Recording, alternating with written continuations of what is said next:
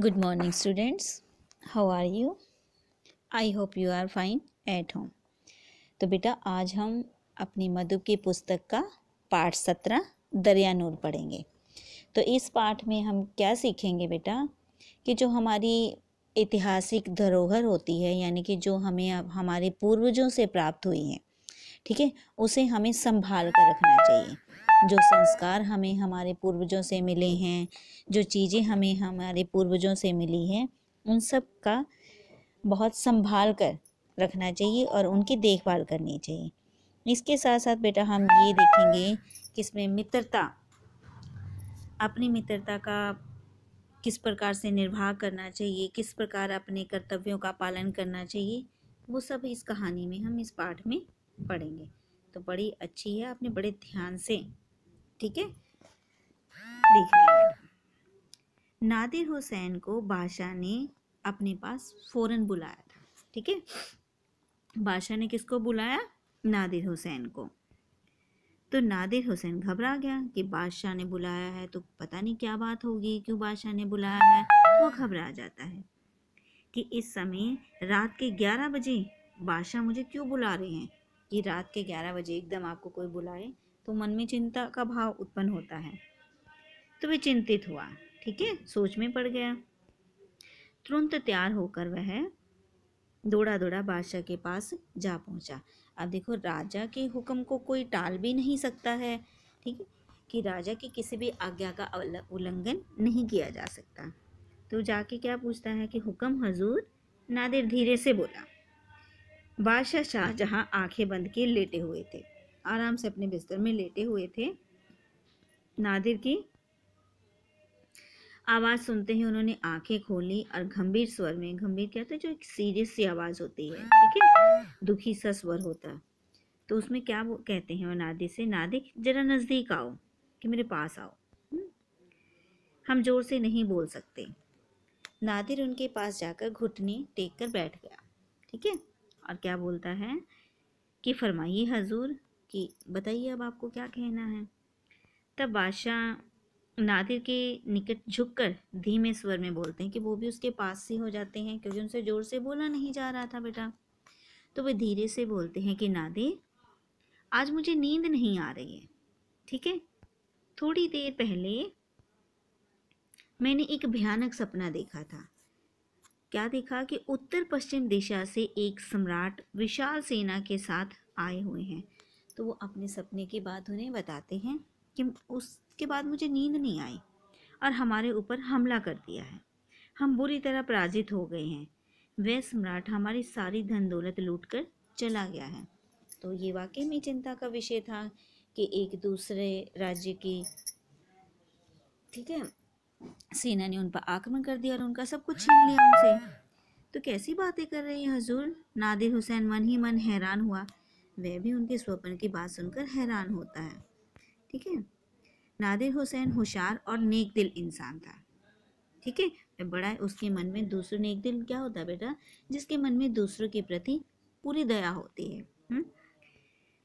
वह बादशाह के हर हुक्म को बड़े ही अदब से मानता था। अदब होता है सभ्य तरीके से, कभी भी उनकी किसी भी बात का निरादर नहीं करता था, उनकी हर आज्ञा का आदर करता था।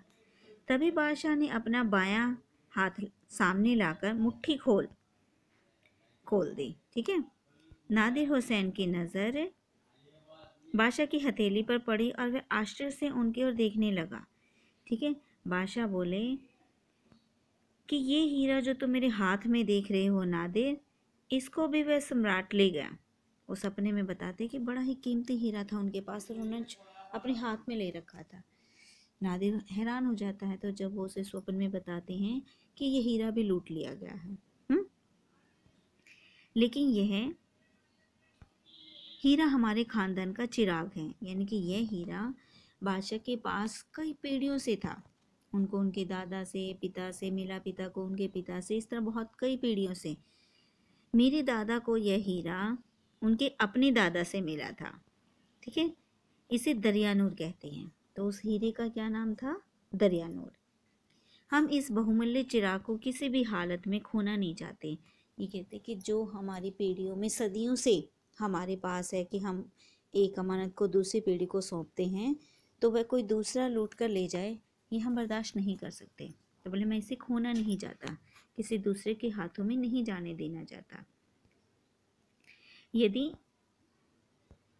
ये हीरा हमारे हाथों से निकल गया तो सिर्फ हमारा ही नहीं वरन देश का सर्वनाश हो जाएगा। ठीक है, उनकी ऐसी मान्यता थी कि ये हीरा उनके लिए बहुत ही लाभप्रद है। ठीक है, बहुत ही भाग्य वाला है, सौभाग्यशाली है, जिसे लक्की बोलते हैं। इसलिए नादिर हम इस हीरे को तुम्हारे हाथों में सौंप रहे हैं। ठीक है, क्योंकि नादिर पर पूरा भरोसा था कि नादिर बड़ा ही होशियार और ईमानदार है। ठीक है, ये उसके हाथों में सुरक्षित रहेगा। तुम इसे किसी ऐसी जगह में छिपाना कि ये हमेशा हमारे बीच ही रहे, कि दूसरा कोई इसे लूट कर ना ले जाए, इसे कोई भी लूट ना सके।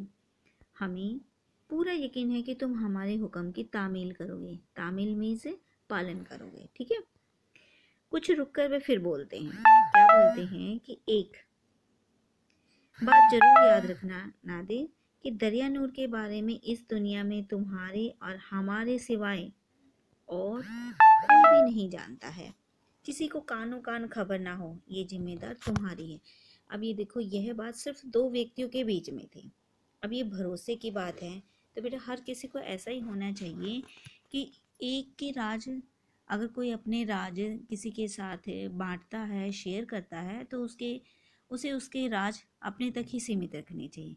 जैसे कि बादशाह ने नादिर को बताया कि इस हीरे के बारे में कि हम दोनों के सिवाय तीसरा कोई भी ना जानने पाए। तो ये कहकर बादशाह ने हीरे को सावधानी से नादिर के हाथों में सौंप दिया और बोले कि अब तुम जा सकते हो नादिर, सुबह होने में थोड़ा सा ही वक्त रह गया है। अब आपको पता चल गया कि उन्होंने किस काम के लिए उसे रात को बुलाया था। अगर दिन में बुलाते तो यह बात सबको पता चल जाती। ठीक है, जब सब सो चुके थे तब उन्होंने बादशाह ने नादिर को यह हीरा सौंपा। हम अब आराम करते हैं। ठीक है, उसके बाद जो हुक्म जहाँ पना, दरिया नूर को मुट्ठी में बंद कर नादिर हुसैन झुक झुक कर सलाम करता हुआ बादशाह के शयन कक्ष से निकल गया। ठीक है, तो अब नादिर सोचने लगा कि मैं ये दरिया नूर कहाँ और कैसे छुपाऊं, कि बादशाह की आज्ञा के अनुसार मैं इसे कहाँ रखूं जिसे कोई ना जान पाए। बहुत सोच विचार के पश्चात नादिर हुसैन ने दरिया नूर को पुराने कपड़े में लपेटकर अपने कमरे में एक बक्स में बंद कर दिया। ठीक है, एक बक्से में रख दिया। बाद में कोई अन्य सुरक्षित स्थान खोजने का इरादा किया कि अभी तो मैं इसे यहाँ रख देता हूँ और फिर कोई सुरक्षित स्थान ढूंढकर वहाँ रख दूंगा। कुछ दिनों के बाद बरसात शुरू हो गई और कई दिनों तक लगातार पानी बरसता रहा। ठीक है, जमुना में पानी ऊपर तक आ गया था और बाढ़ की संभावना थी। अब नदियों में पानी जब ऊपर तक आ जाए तो बाढ़ की संभावना तो होती है बेटा कि बाढ़ आ सकती है। बारिश रोकने के लिए लोग अल्लाह से दुआएं करने लगे। ठीक है, और नियमित रूप से 5 वक्त नमाज पढ़ने लगे। अब देखो, जब हर तरफ संकट हो तो मनुष्य संकट की घड़ी में किसको याद करता है? ईश्वर को। तो उन्होंने भी अपने अल्लाह को याद किया और उसके लिए जैसे हम पूजा पाठ करते हैं तो मुसलमानों में क्या है, 5 समय की नमाज होती है। कुछ ही दिनों में काले काले घने बादलों को चीरकर सूरज निकला, तो ईश्वर की कृपा से बारिश रुक जाती है और सूरज निकलता है। वर्षा बंद हुई, पेड़ पौधे खिल उठे, चिड़िया चहचहाने लगी, सभी खुश थे। बादशाह अपने लड़के औरंगजेब को लेकर शहर घूमने के लिए निकले। सूर्य की किरणों ने सारे शहर को प्रकाशित कर दिया था। जब कई दिन के बाद देखो सूर्य अपना उजाला बिखेर रहा था तो सब कुछ सुंदर लग रहा था। ताजमहल की चमक, ताजमहल भी बहुत सुंदर चमक रहा था। बादशाह खुश थे। ठीक है, लेकिन जब बादशाह ने ताजमहल के अंदर प्रवेश किया तो एकाएक उनकी प्रसन्नता गायब हो गई। जब वो ताजमहल के अंदर जाते हैं तो वो थोड़े से दुखी होते हैं। जहाँ वो इतने खुश थे तो देखो क्यों, आगे देखो कि उनकी प्रसन्नता क्यों गायब हो जाती है। क्योंकि ताजमहल के बिल्कुल बीचों बीच पानी टपक रहा था। कि जहाँ पर शाहजहाँ और मुमताज़ की कब्रें थी वहाँ पर पानी टपक रहा था बेटा। पानी छत से टपक रहा था और रिस रिस कर फर्श पर जमा हो गया था। अब बादशाह चिंतित हो गए कि अब ये देखो, वो हमारी ऐतिहासिक धरोहर है, ऐतिहासिक धरोहर है कि जिसे इनको शाहजहां ने अपनी आने वाली पीढ़ी को सौंपा था। औरंगजेब उनके पास ही खड़ा था। बादशाह ने अपने बेटे से कहा, तुम्हें एक जिम्मेदारी सौंप रहे हैं, ठीक है? क्या अब्बाजान? औरंगजेब ने दरवाजे पर जो खड़ा था अभी तक टपकते पानी को नहीं देखा था। अभी वह सिर्फ 18 साल का युवक था। बादशाह गंभीर होकर बोले कि इस टपकती छत को तुम्हें ही ठीक कराना है, यानी कि ये छत से जो पानी टपक रहा है ये तुम्हें ठीक करवाना है। जल्दी इंतजाम करो। तुम जानते नहीं हो कि यह इमारत हमें जान से भी प्यारी है। औरंगजेब ने कहा, जी अब्बाजान, जो हुआ। अब औरंगजेब तरकीब ढूंढने लगा भी कैसे छत को ठीक करवाया जाए। अगले दिन जब औरंगजेब किले के आंगन में चिंतित सा घूम रहा था, तभी नादिर हुसैन भी वहां आ पहुंचा। तो उसने औरंगजेब से पूछा कि दोस्त इतने उदास क्यों हो? इधर नादिर हुसैन भी दरियानूर के बारे में चिंतित रहता था, ठीक है? उसे बादशाह ने बड़ी जिम्मेदारी जो सौंप दी थी, ठीक है, कि ये किसी को नहीं बताना है, इसकी रक्षा करनी है।